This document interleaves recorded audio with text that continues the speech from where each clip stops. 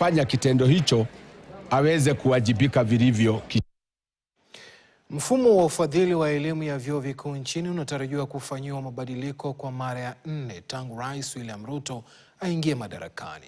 Pendekezo la hivi punde linaahidi serikali kugharamia kikamilifu elimu ya wanafunzi wote wanaojiunga na vyuo vikuu kupitia ufadhili wa moja kwa moja. Hata hivyo, huku vyuo vikuu vikikabiliwa na upungufu mkubwa wa fedha na madeni yanayoongezeka, swali kuu ni je, serikali itaweza kugharamia ahadi hiyo kwa njia endelevu?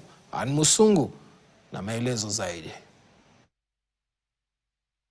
Kwa mara ya 4 tangu Rais William Ruto aingie madarakani, mfumo wa ufadhili wa elimu ya vyuo vikuu unatarajiwa kubadilishwa. Na safari hii, Rais Ruto anapendekeza serikali kufadhili kikamilifu wanafunzi wote wanaojiunga na vyuo vikuu.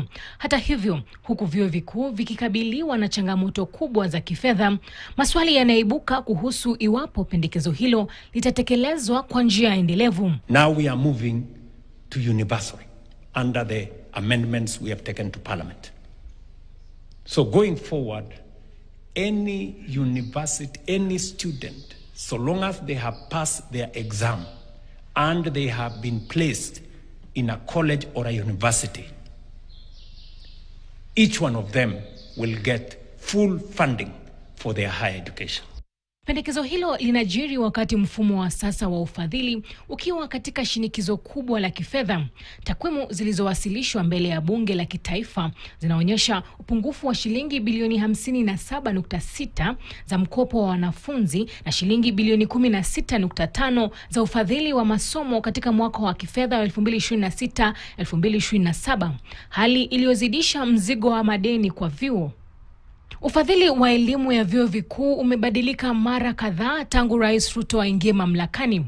Mfumo wa awali ambao serikali ilikuwa ikigharamia angalau 80% ya ada, huku familia zikichangia 20% iliyosalia, ulifutwa na nafasi yake kuchukuliwa na mfumo wa ufadhili unaomlenga mwanafunzi, uliolenga kiwango cha mahitaji ya kifedha ya kila mwanafunzi.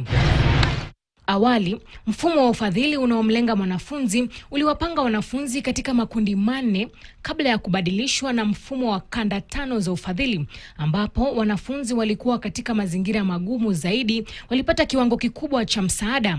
Hata hivyo, mfumo huo ulikosolewa vikali, ukapingwa mahakamani na baadaye kutangazwa kuwa kibaguzi, jambo lililolazimu serikali kufanyia marekebisho tena. Ingawa ulitangazwa kama suluhisho la kudumu kwa changamoto za ufadhili wa vyuo vikuu, mfumo huu wa ufadhili haujafikia matarajio. Miaka 3 baadaye, vyuo vikuu vinapokea kati ya 60 hadi 70 pekee ya fedha vinazohitaji, huku angalau vyuo vikuu 11 vya umma vikiendelea kukabiliwa na hali mbaya ya ukosefu wa ukwasi.